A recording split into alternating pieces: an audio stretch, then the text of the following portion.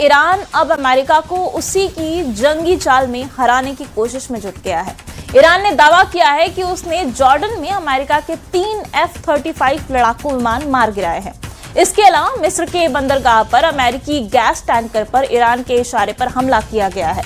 इधर सऊदी अरब ने ईरान के समर्थित हूथी लड़ाकों पर 14 देशों के साथ मिलकर जमीनी हमला करने का आदेश दे दिया है, जबकि दूसरी तरफ दावा किया गया है कि अमेरिका और इजरायल मिलकर अब ईरान के परमाणु ठिकानों पर हमला करने का प्लान फाइनल कर चुके हैं।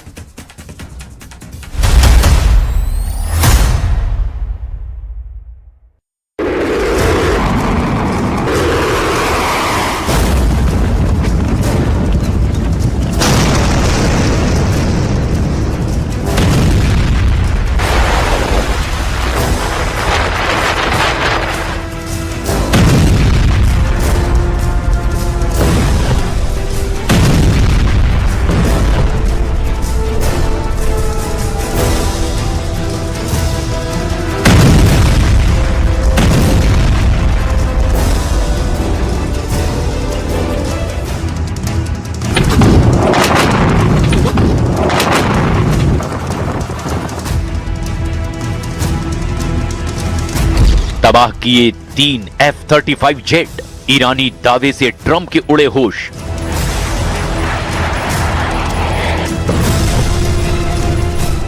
पांच महीने से ज्यादा की ईरान जंग अब पूरे अरब वर्ल्ड को खूनी जंग में घसीट चुकी है। दूसरी तरफ जब से वॉशिंगटन में राष्ट्रपति ट्रंप और प्रधानमंत्री नेतन्याहू के बीच मीटिंग हुई है, उसके बाद से ईरान से लेकर इराक तक ईरानी ठिकानों और लड़ाकों पर बेतहाशा हमले अमेरिका की तरफ से हो रहे हैं, जबकि दूसरी तरफ जॉर्डन में अमेरिका के 3 F-35 जेट को तबाह करने का दावा करने वाला ईरान अब एक ऐसे युद्ध में कूद चुका है जहां रोजाना उसके हमला करने का दायरा और अरब देशों की संख्या बढ़ती ही जा रही है। जॉर्डन के अलावा बहरीन की राजधानी मनामा में ईरान ने जबरदस्त ड्रोन हमला अमेरिकी अड्डों पर किया है। इसके अलावा अभी तक युद्ध अरब देशों तक सीमित था, लेकिन ईरान ने अफ्रीका का दरवाजा कहे जाने वाले मिस्र पर भी हमला करके अब अमेरिका को चौंका दिया है। हमलों से अछूता रहा मिस्र भी अब ईरान के हमलों की चपेट में आ चुका है। ईरान ने मिस्र में अमेरिकी तेल टैंकर जहाजों पर हमला करके अमेरिका और मिस्र को पूरी तरह से चौंका कर रख दिया है। हैरान करने वाली बात तो ये है कि भीषण हमलों के बीच भी ईरान और अमेरिका मध्यस्थों के जरिए बातचीत करने में जुटे हुए हैं, लेकिन जो खुफिया इनपुट युद्ध में शामिल सभी देशों से मिल रहे हैं, उनके मुताबिक युद्ध का दूसरा राउंड बेहद तेजी से चरम पर पहुंचता दिखाई दे रहा है। खबर तो यहाँ तक है कि सऊदी अरब, कुवैत और यूएई के साथ मिलकर ईरान समर्थित यमन के हूथी लड़ाकों पर जबरदस्त जमीनी हमले की तैयारी में जुटा हुआ है। हम आपको ईरान युद्ध का वो ब्लैक चैप्टर दिखा रहे हैं जो इस युद्ध को महायुद्ध में बदल चुका है। जला डाले 3 F-35 जेट, जॉर्डन में ईरान का जबरदस्त हमला।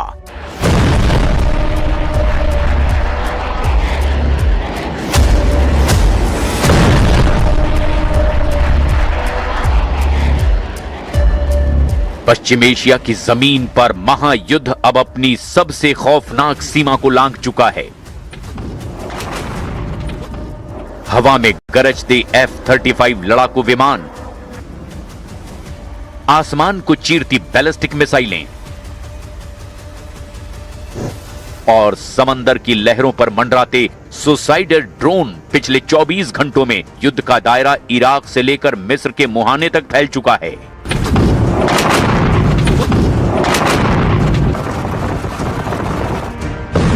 एक तरफ जॉर्डन की सरहद पर अमेरिकी लड़ाकू विमानों को निशाना बनाने का ईरानी दावा है, तो दूसरी तरफ इराक में अमेरिका और सऊदी अरब के भारी हमलों से जमीन कांप उठी है।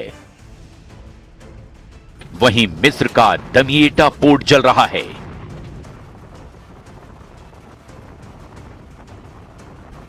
और सऊदी अरब ने हूथी विद्रोहियों के खिलाफ अपनी सैन्य ताकत का अब तक का सबसे बड़ा मोर्चा खोल दिया है। पहले आप ये जान लीजिए कि अमेरिका के F-35 जेट को तबाह करने को लेकर ईरान ने दावा क्या किया है और अमेरिका ने इस खबर पर क्या बयान दिया है। कहानी की शुरुआत होती है जॉर्डन की हवाई सीमा से। पिछले 24 घंटों में ईरान के रिवोल्यूशनरी गार्ड्स यानी IRGC ने जॉर्डन में अमेरिकी सैन्य ठिकानों पर बैलिस्टिक मिसाइलों और ड्रोन से भीषण बौछार कर दी है। 30 जुलाई 2026 को ईरानी स्टेट मीडिया और IRGC कमांड ने बड़ा दावा करते हुए कहा कि जॉर्डन के ऊपर अमेरिका के 3 सबसे अत्याधुनिक F-35 स्टील्थ फाइटर जेट्स को मार गिराया गया। ईरान का दावा है कि उसके नए मिसाइल डिफेंस नेटवर्क ने अमेरिकी एयर सुप्रीमेसी को चकनाचूर कर दिया है।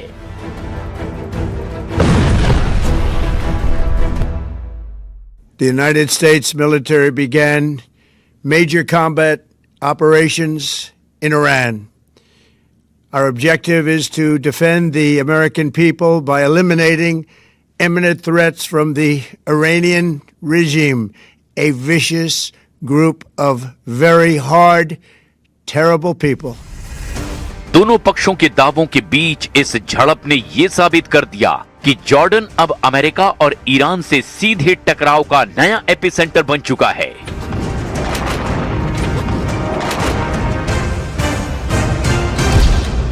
मिस्र के दमियटा पोर्ट पर हमला, अफ्रीका के दरवाजे पर ईरानी गदर। युद्ध की लपटें अब तक खाड़ी देशों तक सीमित थी, लेकिन 31 जुलाई की सुबह युद्ध का दायरा अफ्रीका के मोहाने यानी मिस्र तक पहुंच चुका है।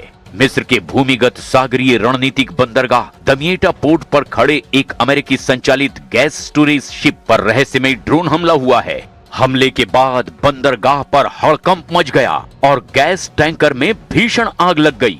इस हमले के तुरंत बाद शक की सुई यमन के हूथी विद्रोहियों की ओर घूमी, लेकिन हूथी मीडिया नेटवर्क ने तुरंत बयान जारी करके इस हमले में अपना हाथ होने से साफ इनकार कर दिया। मिस्र के राष्ट्रपति और राष्ट्रीय सुरक्षा परिषद की आपातकालीन बैठक भी बुला ली गई। खुफिया एजेंसियों का मानना है कि ये हमला स्वेज नहर के व्यापारिक मार्ग को ठप करने की एक सोची समझी साजिश है। अगर मिस्र इस युद्ध में प्रत्यक्ष रूप से घिसटता है तो फिर वैश्विक ऊर्जा आपूर्ति श्रृंखला का तबाह होना तय माना जा रहा है। ड्रोन हमले के पीछे ईरान का हाथ भी माना जा रहा है। इराक में अमेरिका और सऊदी अरब का हमला, हूथी पर जमीनी हमले की तैयारी। इराक की जमीन पर संयुक्त रूप से अमेरिका और सऊदी अरब ने अब तक का सबसे भीषण हमला बोल दिया है। इराक में मौजूद ईरान समर्थित मिलिशिया गुटों और पॉपुलर मोबिलाइजेशन फोर्सेस यानी कि PMF के गोला बारूद डिपो और कमांड सेंटर्स पर अमेरिका और सऊदी फाइटर जेट्स ने एक साथ बमबारी की है। इस संयुक्त हमले में 20 से ज्यादा लड़ाके मारे गए हैं और कई ईरानी सैन्य सलाहकार भी मारे गए हैं। इराक के एरबिल और आसपास के इलाकों में हवाई हमले का सायरन लगातार गूंज रहा है। उधर दूसरी तरफ सऊदी अरब ने यमन के हूथी विद्रोहियों के खिलाफ एक बड़े और निर्णायक सैन्य अभियान की तैयारी पूरी कर ली है।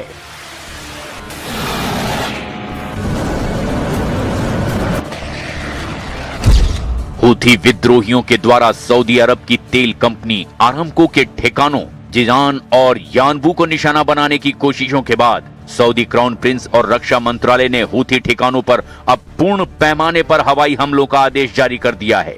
सऊदी अरब अब केवल रक्षात्मक नहीं बल्कि आक्रामक रणनीति के तहत लाल सागर और बाब अल मंदेब में हूथी विद्रोहियों के सभी मिसाइल लॉन्च पैड्स को खत्म करने की तैयारी में है।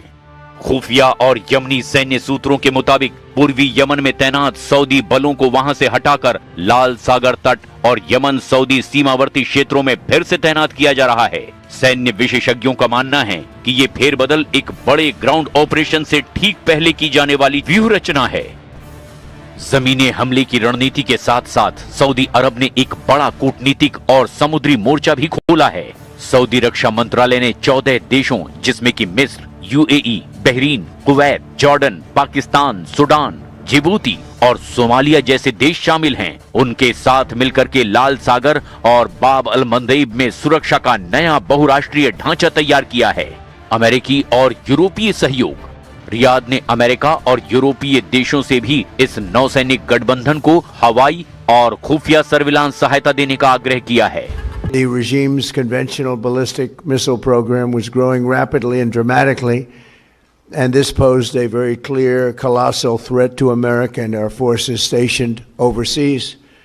The regime already had missiles capable of hitting Europe and our bases, both local and overseas, and would soon have had missiles capable of reaching our beautiful America.